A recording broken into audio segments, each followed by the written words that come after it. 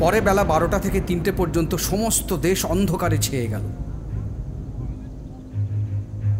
আর 3টের সময় যিশু চিৎকার করে উঠলেন, এলোই এলোই লামা সাবাক্তানি, যার অর্থ, ঈশ্বর আমার তুমি কেন আমায় ত্যাগ করেছ?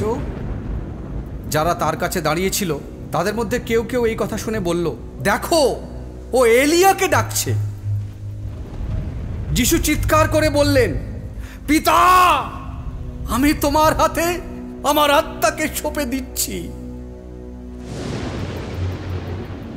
এই কথা বলে তিনি শেষ নিঃশ্বাস ফেললেন।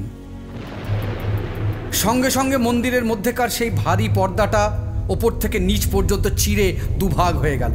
পৃথিবী কেঁপে উঠল, বড় বড় পাথরের চাই ফেটে গেল, সমাধি গুহাগুলি খুলে গেল, আর মারা গিয়েছিলেন এমন অনেক ঈশ্বর পুত্রের দেহ পুনরুত্থিত হলো।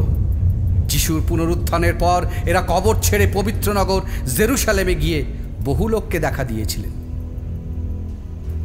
আর যে সেনাপতি তার সামনে দাঁড়িয়েছিলেন, তিনি যিশুকে এইভাবে মৃত্যুবরণ করতে দেখে বললেন, সত্যি ইনি ঈশ্বরের পুত্র ছিলেন। কয়েকজন স্ত্রীলোক দূর থেকে দেখছিলেন। তাদের মধ্যে মাগদালিনী মারিয়াম, শালোমি আর ছোট জাকব এবং ইয়োসির মা মরিয়ম সেখানে ছিলেন। যখন শিশু গালিলে ছিলেন তখন এই মহিলারা তার সঙ্গে যেতেন এবং তার দেখাশোনা করতেন। আরও বহু স্ত্রীলোক তখন সেখানে ছিলেন যারা যিশুর সাথে জেরুসালেমে এসেছিলেন।